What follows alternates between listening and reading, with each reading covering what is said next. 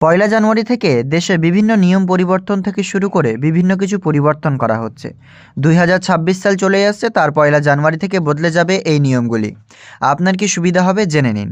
Financial রুলসের সাথে সাথে কোন কোন প্রকল্পের নিয়ম বদল, কেন প্রভাব পড়বে এতে, এবং নতুন রেশন কার্ডের কী নিয়ম, কৃষকদের জন্য কি বড় পরিবর্তন, ব্যাংকিং ও আয়করের নিয়ম কি পরিবর্তন করা হয়েছে, সরকারি স্কুলের ডিজিটাল উপস্থিতি বাধ্যতামূলক কি করবে কেন্দ্রীয় সরকার, সোশ্যাল মিডিয়া সংক্রান্ত নিয়মকানুন, কিংবা এলপিজি সিলিন্ডারের দাম বা অষ্টম বেতন কমিশন যেটা রয়েছে, অষ্টম 8 পে কমিশন, কিংবা সিএনজি বা পিএনজির দাম কি কমবে বা বাড়বে সে নিয়ে কি আপডেটস রয়েছে, কিংবা প্যান কার্ডে আধার লিঙ্ক বিষয়ক নতুন কি আপডেটস জানা যাচ্ছে সেই বিষয়ে জানাতে চলেছে আমাদের আজকের আপডেটে।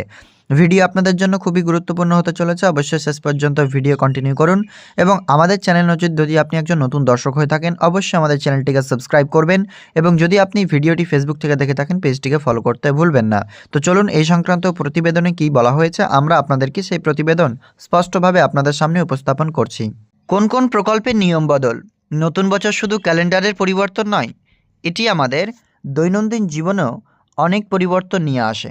ডিসেম্বর মাস শেষ হতে চলেছে এবং 2026 সালের শুরু থেকেই দেশ ব্যাংকিং, কর, রেশন কার্ড, কৃষক বন্ধু প্রকল্প, গ্যাসের দাম, ডিজিটাল পেমেন্ট, সরকারি কর্মচারীদের বেতন এবং আরও অনেক সুবিধা সম্পর্কিত নতুন নিয়ম কার্যকর হতে পারে। কেন প্রভাব পড়বে এতে? এই পরিবর্তনগুলি সরাসরি সাধারণ মানুষদের পকেট, সুবিধা এবং ভবিষ্যতের পরিকল্পনার উপর প্রভাব ফেলবে।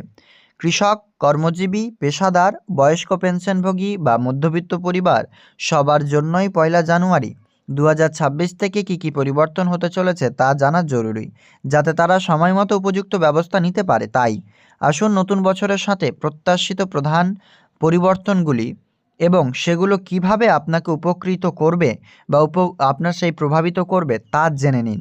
এই নিয়মগুলি পয়লা জানুয়ারি 2026 থেকে পরিবর্তন করা হবে। নতুন রেশন কার্ডের নিয়ম।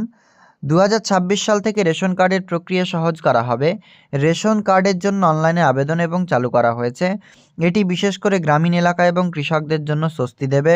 মানুষকে আর সরকারি অফিসে যেতে হবে না এবং তারা ঘরে বসেই আবেদন করতে পারবেন।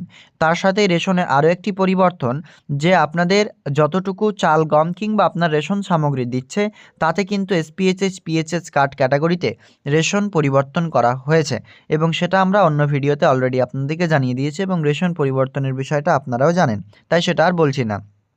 কৃষকদের জন্য বড় পরিবর্তন। নতুন বছরে কৃষকদের সঙ্গে সম্পর্কিত বেশ কিছু গুরুত্বপূর্ণ নিয়ম কার্যকর করা হবে। উত্তরপ্রদেশ সহ অনেক রাজ্যেই কৃষক আইডি বাধ্যতামূলক করা হয়েছে।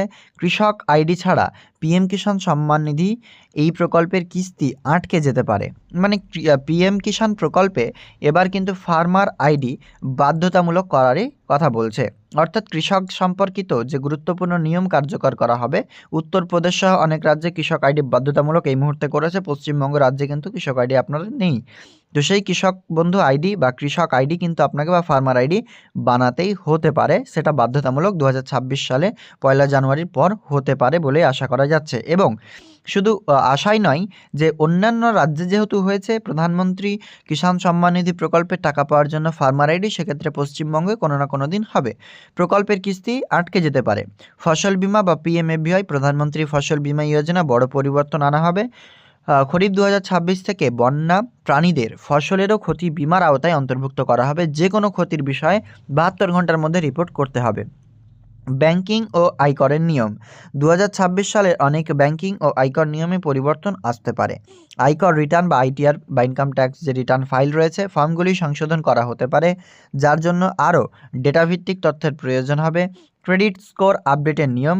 2 এপ্রিল 2026 থেকে ক্রেডিট স্কোর আগের 15 দিনের পরিবর্তে মাত্র 7 দিনের মধ্যে আপডেট করা হবে। এসবিআই এবং অন্যান্য ব্যাংকগুলি ঋণের সুদের হার এবং ফিক্সড ডিপোজিটের হার সংশোধন করেছে, যার প্রভাব 2026 সালে দেখা যাবে। সরকারি স্কুলে ডিজিটাল উপস্থিতি বা অনলাইন যে অ্যাটেন্ডেন্স বলতে পারেন বা ডিজিটাল অ্যাটেন্ডেন্স, অনেক রাজ্যে 2026 সাল থেকে সরকারি স্কুলগুলিতে ট্যাবলেটের মাধ্যমে ডিজিটাল উপস্থিতি ট্র্যাকিং ব্যবস্থা চালু করবে কেন্দ্র। এটি শিক্ষকদের উপস্থিতির উপর আরও ভালোভাবে নজরদারি করতে এবং পুরো ব্যবস্থাকে আরও স্বচ্ছ করতে সাহায্য করবে। 2026 সাল থেকেই শুরু হচ্ছে এমনটাই বলা যাচ্ছে। সোশ্যাল মিডিয়া সংক্রান্ত নিয়মকানুন বা গণমাধ্যম। সোশ্যাল মিডিয়া সংক্রান্ত নিয়মকানুন ক্রমশ কঠোর হচ্ছে। অস্ট্রেলিয়া ও মালয়েশিয়ার মতো দেশগুলির মতো এখন 16 বছরের কম বয়সী শিশুদের সোশ্যাল মিডিয়া ব্যবহারের উপর কঠোর নিয়মকানুন প্রয়োগ করা হচ্ছে। ভবিষ্যতে ভারতেও একই নিয়ম কিন্তু নিয়মকানুনের দেখা যেতে পারে বলে এখানে আশা করা যাচ্ছে। অর্থাৎ যে বাচ্চারা যাতে সোশ্যাল মিডিয়া ইউজ না করতে পারে, এখানে কিন্তু দুই দেশের কথা বলা হয়েছে, অস্ট্রেলিয়া মালয়েশিয়ার মতো বিভিন্ন দেশগুলি, উন্নত দেশগুলির মধ্যে 16 বছরের কম বয়সী কোনো শিশুই সোশ্যাল মিডিয়া ব্যবহার করতে পারবেন না। এলপিজি গ্যাস সিলিন্ডারের দাম। প্রতি মাসে 1 তারিখে এলপিজি সিলিন্ডারের দাম পর্যালোচনা করা হয়। ডিসেম্বরে বাণিজ্যিক সিলিন্ডারের দাম 10 টাকা কমানো হয়েছিল। 1 জানুয়ারি 2000 সিলিন্ডারের দাম কমানো হতে পারে বলে আশা করা হচ্ছে, যা সাধারণ পরিবারগুলিকে স্বস্তি দিতে পারে। তারপরে যে গুরুত্বপূর্ণ একটি বিষয় তা হচ্ছে অষ্টম পে কমিশন, যেখানে আপনারা অষ্টম বেতন কমিশন দেখতে পাচ্ছেন। এটি কেন্দ্রীয় সরকারি কর্মচারীদের জন্য একটি সুখবর হতে পারে। আশা করা যাচ্ছে যে অষ্টম বেতন কমিশনের সুপারিশগুলি 1 জানুয়ারি 2026 থেকে কার্যকর করা হবে। ঘোষণাটি বিলম্বিত হলেও কর্মচারীরা পূর্ববর্তী তারিখ থেকে সুবিধা বা বকেয়া পেতে পারেন। ফিটমেন্ট ফ্যাক্টরের পরিবর্তনের কারণে মূল বেতন এবং পেনশনে একটি উল্লেখযোগ্য বৃদ্ধি সম্ভব করা হতে পারে। সিএনজি এবং পিএনজির দাম।